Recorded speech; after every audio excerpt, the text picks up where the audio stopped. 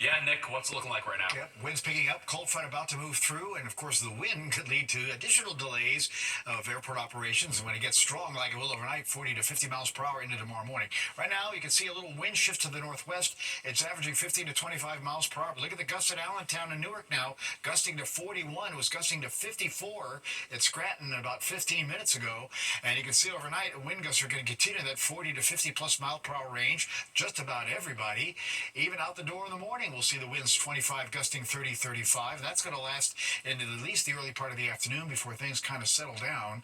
And then eventually it's going to get windy again as we head on into Friday. We do have a wind advisory for the entire area. It's going to go to 8 o'clock in the morning. Further north, it is a high wind warning. And here are the showers coming through right now. This is with the cold front. They're not going to last all that long. And then we'll see a clearing sky overnight and cooler temperatures for tomorrow. Steve and Natasha? Very well. All right, thanks, Nick. Well, no rest after Election Day. Mayor-elect Zoran Mamdani already announcing his transition team.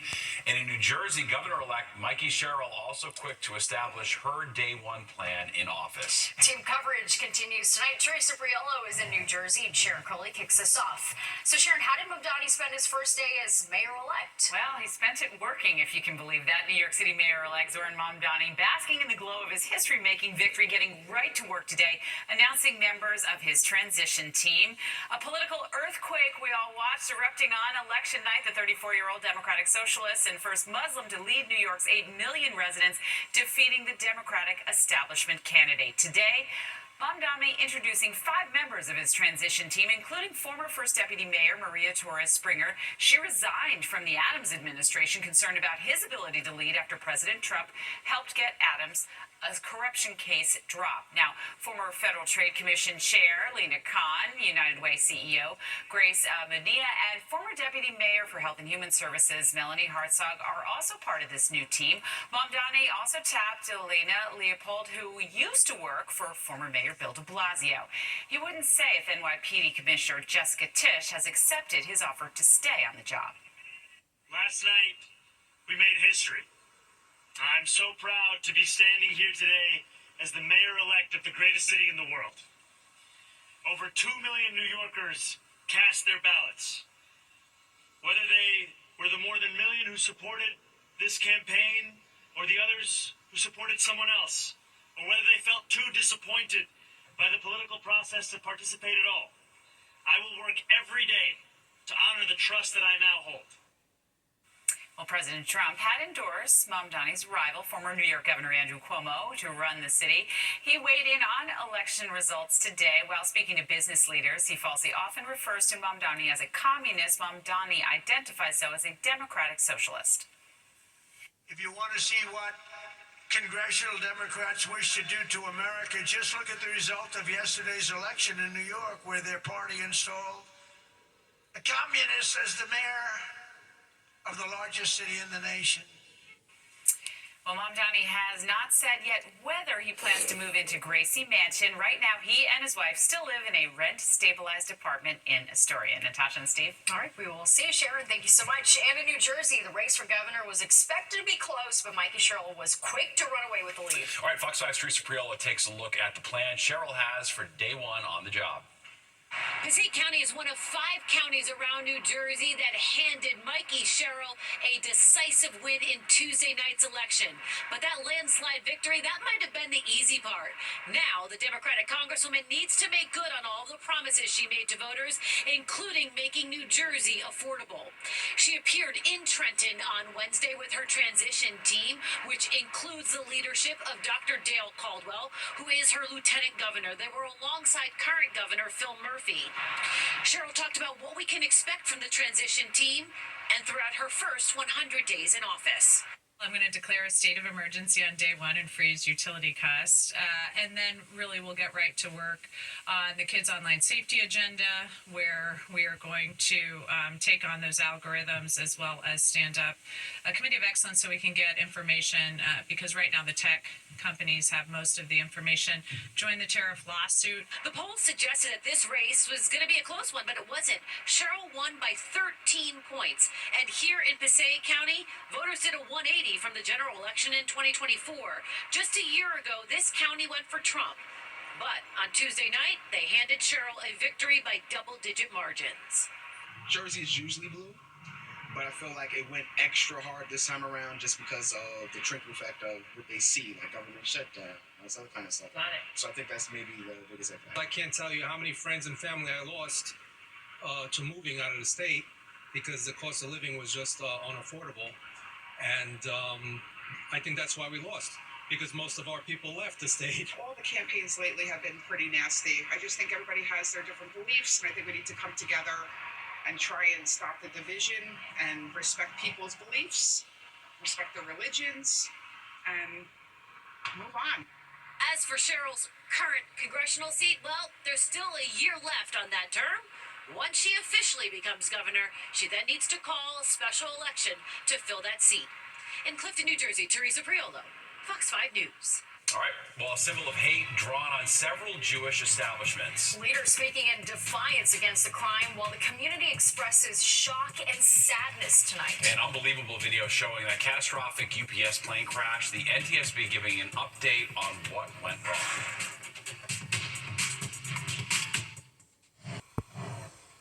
New video tonight of that deadly UPS plane crash in Kentucky on Tuesday. And someone recording the aftermath of the explosion seconds after the crash.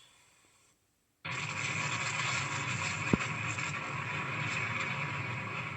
unbelievable video there. It happened at the UPS Aviation Hub in Louisville. Officials say 3 people were on board the plane and at least 12 people are dead. The NTSB is investigating. We have viewed airport CCTV security coverage, which shows the left engine detaching from the wing during the takeoff roll. Crews are searching the crash site for more bodies. Well, 2 New Jersey teenagers facing terror charges tonight. The family of one of the suspects, 19-year-old Thomas Khan Jimenez Guzal, was seen leaving the courthouse in Newark today. Guzal pleaded not guilty to charges. He attempted to provide material support to ISIS. He faces up to 20 years in prison and a $250,000 fine. He's being held without bail. According to the complaint, they pledged themselves to ISIS and were plotting acts of terrorism in our country. The messages also included photographs of Jimenez Guzal standing in front of the ISIS flag, holding a knife. A second New Jersey teen, 19-year-old Milo Sederat, is also facing terror charges. He allegedly was in communication with those arrested in Michigan on Friday, charged with plotting a Halloween terror attack. FDNY Commissioner Robert Tucker submitting his resignation this morning. Tucker did not give a reason for stepping down. His last day will be December 19th. He was appointed by Mayor Adams back in August 2024. Now, his resignation comes the day after Zohran Mamdani won the race for New York City mayor. An interview on Good Day New York going viral. Mayor Adams speaking with Fox 5's Kirk Menefee and Rosanna Scotto about the election results. All right, things get heated when the mayor was pressed about whether NYPD Commissioner Jessica Tisch would stay on the job once Mayor-elect Zohran Mamdani takes office. Here's part of that conversation. Are you saying that you think the commissioner's going to stay? Brother, I don't know how many times I can say the same thing over You know, you're saying that he wants her to stay. I'm asking... Ask Zohran that question. I'm no longer the mayor on the 31st. You keep asking me the same question. You do that often when I'm on your show. Well, I'm asking you the question that you... Ask Zohran. You said he wants her to stay, and you said we will see members of your administration stay, including her. So if you're saying that you're going to see her stay, that means I'm asking, do you know that she's going to stay? That's all. I'm just trying to get clarification when you're saying one thing, but then you're coming back and saying, well, he's saying that, which he did. I'm asking, do you know if she is going to stay? That's all I'm asking. Xana, do you have a question for me? Because I can't play this game with him. What is not a game? You're the one that said it. No, I answered the question, though. Do you have a question for me? I do. Well, you can play this game if you want as well. I mean, so let's not come on here and pretend. I'm getting ready to get off your show right now. All right, wait.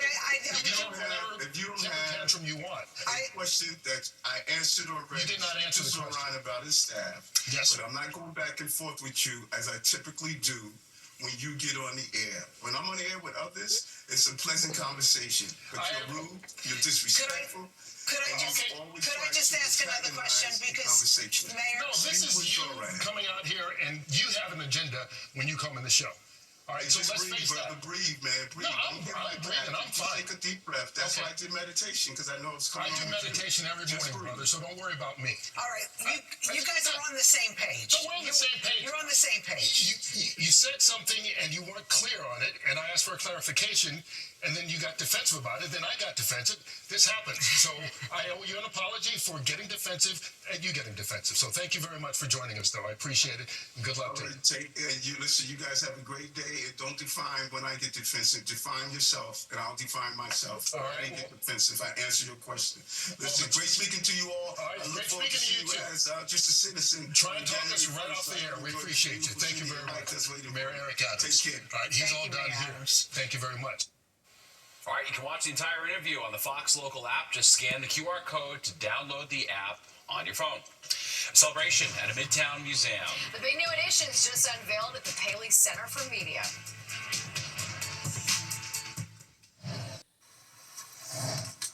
A ribbon-cutting ceremony kicking off a big celebration at the Paley Museum in Midtown tonight. Not only are they marking their 50th anniversary, but they're also unveiling 2 new state-of-the-art theaters and other renovated spaces at one of the leading cultural museums in the city. The year ahead, we will begin laying the groundwork for phase 2 of our renovation. It'll include the addition of state-of-the-art studios for content creation and podcasts, as well as a recording studio and a TV studio. These new installations will augment the museum visitor experience, our educational curriculum, and our best-in-class internships which serve to build the pipeline for the next generation of media professionals. And there's a lot more excitement to come this week because Paley Fest NY 2025 kicks off on Friday. All right, time to check the weather. Yeah, the wind's the story tonight, Nick. Yes, the wind and a couple of showers, too, coming through this cold front right now, Natasha and Steve. You can see here on the radar, not a lot happening, but there are some showers, particularly get the Hudson Valley now moving to western Connecticut, scattered around the immediate New York City area, back down into eastern Pennsylvania. So that threat will be around for a while. But look at the wind speed now. These are sustained numbers, 15 to 25 miles an hour, and the gusts are pushing 40 or greater now. 41 at Newark, gusting to 41 at Scranton, gusting to 30 at Bridgeport and Islip, even into Midtown. And it's going to get worse. The overnight gust, 45 to 50 plus miles per hour, and that's going to continue into tomorrow morning and then abate a little bit, but still a windy Friday, even heading into the morning and afternoon time frame. The gusts will be 25 to 35 or higher. We get a little break tomorrow night, and we'll start with lighter wind early Friday, but then we're going to end up as the wind returns by about mid-morning Friday, pretty gusty into the afternoon. Again, 25, gusting 35 miles per hour. So ahead of the next weather system that may bring some showers to the area Friday night into the first part of Saturday. Wind advisory, that is still in effect. Again, that's going to be in effect pretty much for the rest of the evening as you get across the area until about 8 o'clock tomorrow morning. And again, it's still mild out there, but you can see the cold front's making a difference. We're low 60s ahead of the front, and now 46 Monticello, 51 as you get into Scranton. And again, you'll see here on the wide view that line of showers coming on through. After it passes, our futurecast shows that the conditions will be improving. We'll have a clearing sky coming in overnight, but temperatures again will be heading on down into the 30s in some of the suburbs to the north and west, and we'll see some 40s as we head on in towards the Midtown area. This is not advancing to what I wanted to do, but again, just plan on a much cooler day tomorrow as windy conditions continue as well. Will do. All right, thanks, Nick. Well, acts of hate at several Jewish centers. The reaction it's drawing from New York City lawmakers, their message tonight. And more in our breaking news. 7 firefighters hurt in this explosion. Officials just giving an update on their condition. We are live in the Bronx next. You're watching the 10 o'clock news. Well, a breaking update from the top of the hour. 7 firefighters in the hospital following this massive car explosion in the Bronx. Fox Eye's Linda Schmidt is live in the Bronx where officials just gave an update. Linda, what did they have to say? Well, first of all, those 7 firefighters are still being treated here at Jacoby. I'm going to get into their conditions here in just one moment, but the chief of department with the FDNY telling us that this is how it started. There was a bunch of garbage that was on the street. That caught on fire. That fire then spread to several cars that were parked on the street, and then there was this massive explosion. And the way they described it is this wall of fire came at the firefighters. Now, we have video of that explosion, and you can hear the explosion. Take a listen.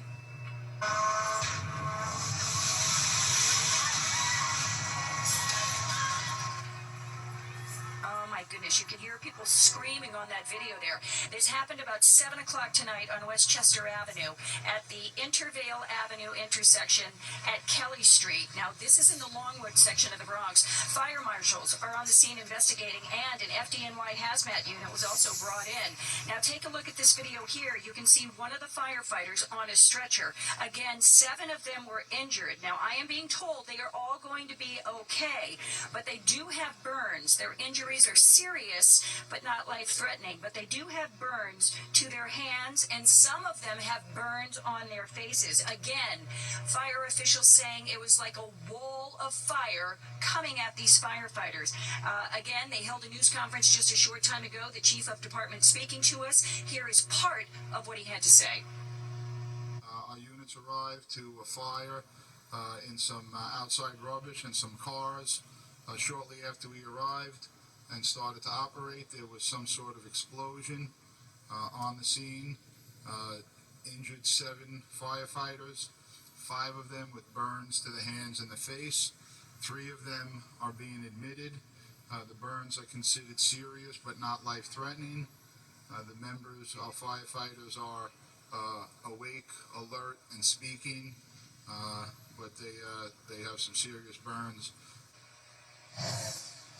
And investigators, again, fire marshals on the scene, and they are trying to determine exactly what caused that massive explosion. They are also looking at surveillance video in that area because it is a business area as well as a residential area, because they want to see if there's any video of who started that fire with all that garbage that was on the street. Back inside to you. Yeah, for sure. All right, we appreciate it. Thanks, Linda. Well, shock and sadness in Brooklyn tonight after several incidents of anti-Semitic vandalism. In one of the incidents, swastikas were spray painted on a well-known Jewish academic center. Kendall Green is in Gravesend, Brooklyn, with a reaction from lawmakers, including Mayor-elect Zoran Mamdani.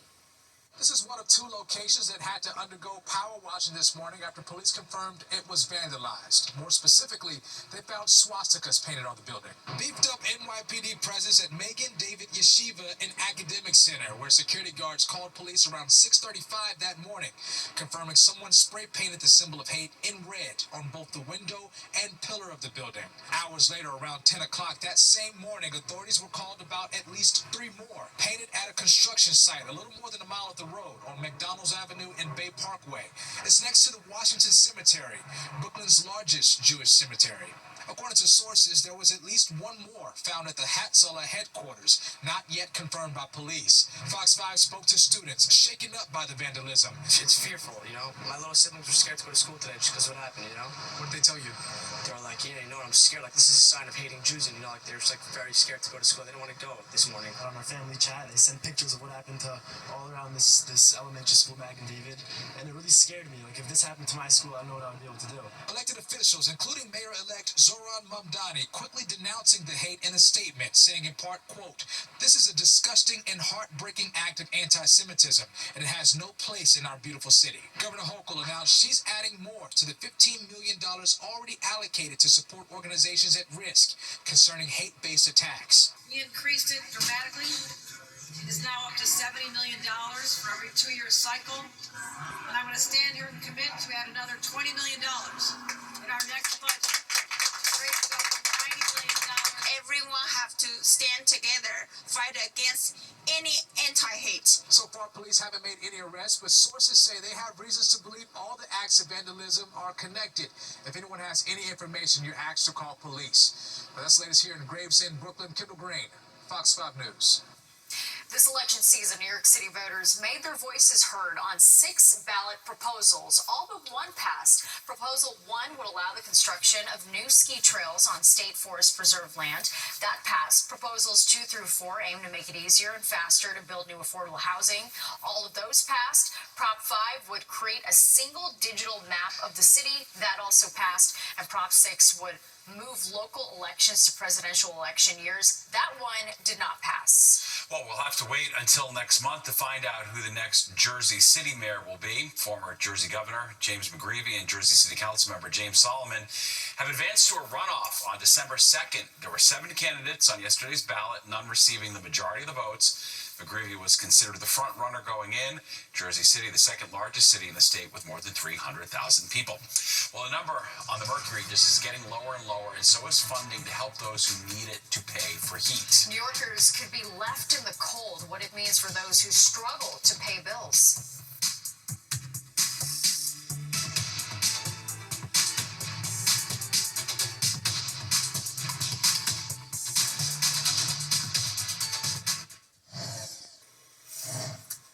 The ongoing government shutdown leading to concerns that many people will not be able to pay for heat this winter. All right, Fox 5's Jody Goldberg shows the lapse in federal funding is impacting a program that many New Yorkers rely on. As temperatures start to drop, so does the hope for thousands of Long Islanders waiting for heating help that hasn't come. Here on Long Island, there are near and around 70,000 people that will be losing collectively a $20 million benefit. The Federal Home Energy Assistance Program, known as HEAP, helps low-income New Yorkers pay their heating bills by sending money directly to their vendors for delivery of heat. But this year, because of the government shutdown, the program has been delayed. I think it's a shame, and right around the holidays. This is the worst time that they could do this. It's time for it to be over. From seniors to single parents, it's a crisis, according to Teresa Rignanti, who has led the United Way of Long Island for close to 20 years. We want people to use the federal benefit first, and the United Way to be like the payer of last resort. It seems like this year we might have to be the first payer, and government being the second. Rignanti says this is the worst she's ever seen, not just because HEAP is on hold, but because it's happening at the same time other major programs are too. We've never had to be in the business of stocking our garage with food and making deliveries to Salvation Army, churches. For years, United Way's privately funded Project Warmth program has filled the gap for those who haven't qualified for HEAP. But this year, there's a greater need. We'll have a lot of people, especially asking for Project Warmth because we have less stringent guidelines. Now United Way hopes to nearly double the Project Warmth fund from $900,000 to $1.5 million. They'd also like to start the program earlier and keep it open longer just to meet the need. We don't want, especially seniors, choosing between can I fill my prescription, can I eat, or do I stay warm? United Way is vowing to fill the gap, one household at a time. Might not be 100% of what needs to get done, but we're going to try our very best. On Long Island, Jody Goldberg, Fox 5 News. Well, vets take on the Met. All right, military heroes describe how art helps them connect with the community. And Nick's here with the forecast. Hey, Nick. Hi, Steve and Natasha. Cold front sweeping through the area tonight, bringing in the showers and some pretty strong wind, along with cooler temperatures. The forecast comes your way when the 10 o'clock news returns. New York City is delivering.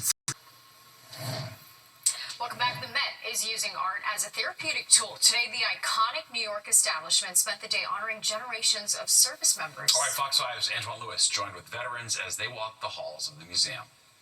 A packed house inside the Met Wednesday, honoring those who've served our country, like 88-year-old Bob Farkas.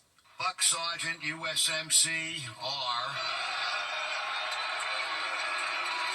Lieutenant Colonel U.S. Army, retired. The third annual Veterans Take the Met gathering serves as an opportunity for generations of veterans to connect, reflect, and share stories through art. Nora Yaya, Senior Government Affairs Officer at the Met, used the famous painting of Washington crossing the Delaware as an example. I think it's inspiring when you look at something like Washington crossing the Delaware and you think about the tenacity of Washington that cold December evening, and then you also think about the tenacity of the American people, making that connection within your own self and then also with your service and sacrifice. This year's celebration coincides with the 250th anniversaries of the U.S. Army, Navy, and Marine Corps, a fact not lost on Zach Iskel, New York City Commissioner of Emergency Management. I got to see so many friends that I'd served with 15, 20 years ago, folks I went to Iraq with, folks I deployed with, spent time overseas in places like Fallujah, and just being together, celebrating each other, remembering those that we lost. The event also had self-guided tours of the museum's American wing, making it even more special for retired U.S. Army Command Sergeant Annie L. Suggs. Because one, artwork is also part of our culture, part of our life. So that's a good thing. From the Met, Antoine Lewis, Fox 5 News. Oh, Yeah, it's such a fantastic. meaningful day. Yeah, indeed. All right, yeah, let's talk about the weather tonight. The wind's sort of the story right now, and a little bit of rain, right? Yep, a little bit of everything going on right now. It was this little cold front sweeping on through. Just clouds over the city at the moment, but there are showers in the area, and that's going to lead to cooler weather overnight. Look at the temperature today, though. 66 for the high, 48 this morning. Will be a little bit below that, but tomorrow's high will be even below that. We should probably only get in the low to middle 50s at best tomorrow. Record high 78, record low 23 a long time ago, though. 6:31 sunrise down 4:47. You'll see all of it tomorrow. Again, clouds overhead now, 62 still at this hour. Thanks to the southwest wind that is picking up in speed. Humidity's up a little bit too. Pressure is falling as we're waiting for that cold front. It's just getting ready to pass across the area. You'll see it here in just a second. You can see it a little bit here with the temperatures because we still have 60s, the Hamptons to the city, down to the shore. Then it goes progressively cooler. 50s, White Plains, 40s to low 50s, Monticello to Scranton, and a wind shift to the northwest. There you go. That's a sign that the cold front's coming through, and the wind speed has picked up. Again, we're 13 to 23 sustained, but look at the gusts, as I've been pointing out, gusting 30 to 40 miles per hour, and that trend will continue, even gusting to 50 miles per hour in some spots overnight, as our futurecast shows here. And then the wind kind of dies down a little bit until we get towards Friday, so it'll die down tomorrow afternoon. But even Friday through the afternoon, it'll be 20 to 30 and gusty as well. So the wind advisory remains in effect for the entire area till 8 o'clock in the morning. We do have that high wind warning further north in the Catskills region there. Again, western Ulster to Greene counties and points northward. And here are the showers, again, kind of rolling through really fast. There are even a couple of lightning strikes that we saw earlier there in parts of Pennsylvania.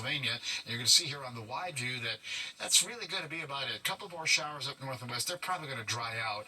Notice they changed up further north to some white. Yeah, some snow showers going on in upstate New York. Low 60s in the Hudson Valley today. Newark touched off at 70, 69 down at the shore. We had 70-degree temperatures also as you went further southward, Washington, D.C., Philadelphia. 50s as you went to Albany to Rochester, and mild weather again going all the way back to the Ohio Valley. But again, our air is coming in from the north, not from the west and south, so we're cooling it down tonight.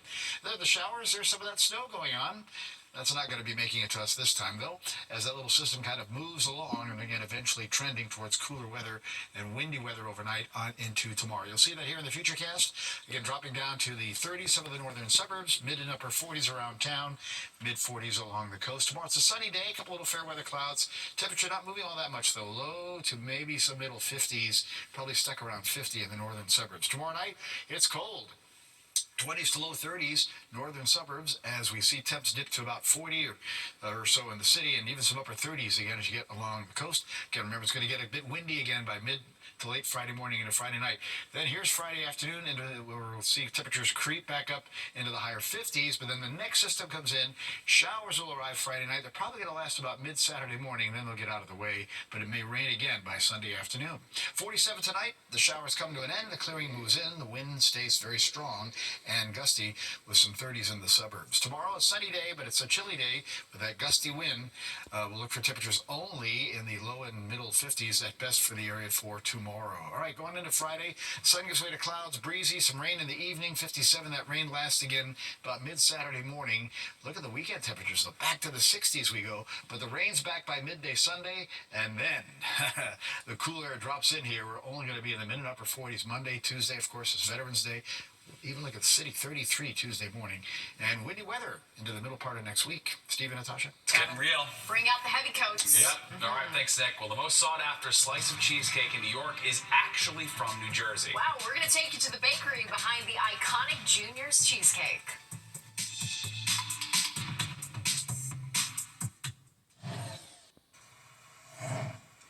All right, cheesecake is one of New York City's most popular desserts, and it's all thanks to the restaurant Junior's. Well, it turns out the iconic slice is actually made in New Jersey. Good Day Wake Up Baker Dan Bowens gives us a look behind the scenes.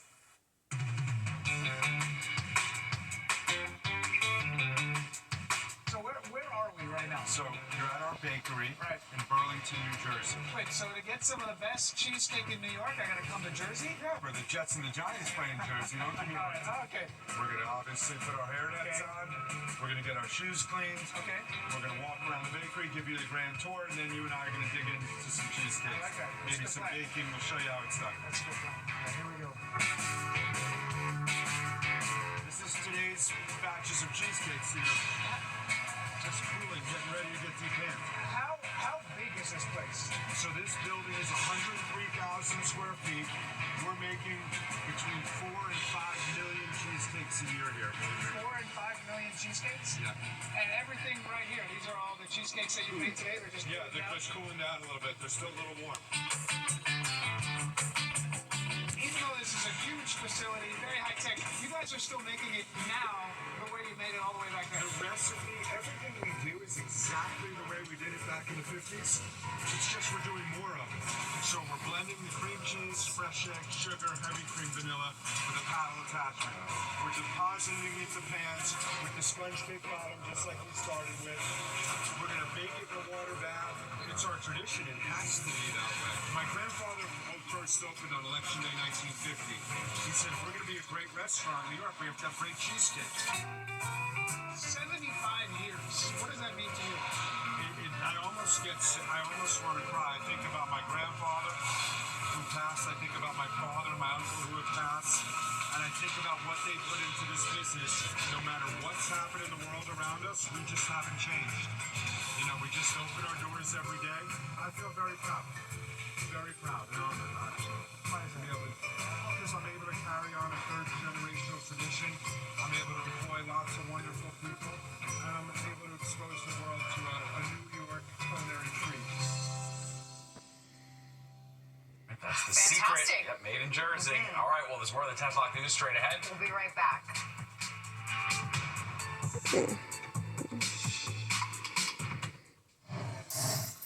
People magazine naming British actor Jonathan Bailey the sexiest man alive for 2025. Bailey, who appeared in the film Wicked and the Netflix series Bridgerton, says being named sexiest man alive is completely absurd, but he also calls it the honor of a lifetime. He is the first openly gay man to receive the honor. Bailey will be featured in Friday's edition of People's Magazine. I think he had the perfect reaction to this news. Right. Good sense of humor on that one for sure, no doubt. All right. Let's get one last check of the weather. A little active overnight, Nick. Yep, little shower activity that will come to an end in a short amount of time here, but then the wind is going to be strong and gusty overnight. It gets chilly, 30 suburbs, mid to upper 40s along the coast and in the city. Tomorrow, windy day. We'll have sunshine, but much cooler, only low to middle 50s across the area. Average high should be 58. We'll get close to that Friday, but the clouds return, some rain in the evening that will last into Saturday mid-morning, let's say. Saturday, 66. But the rain's back by Sunday afternoon, and then the wind and the coolness moves back in. I guess even coldest we could say now. 48 Monday, 45 on Veterans Day, morning low in the 30s.